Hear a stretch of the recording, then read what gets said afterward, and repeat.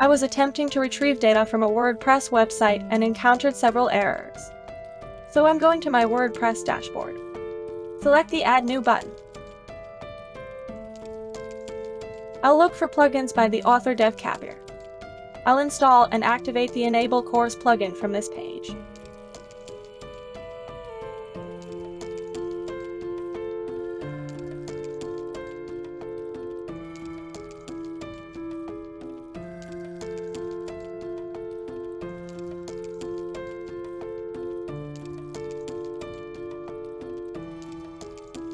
This plugin now has a settings option in the settings menu. I'll go with the Enable CORS option. This plugin's default option has already been set by DevCapture. I'll save it again for cache and other reasons. Now I'll try again with my app. And it is effective. This is an example of how to use DevCapture's Enable CORS plugin.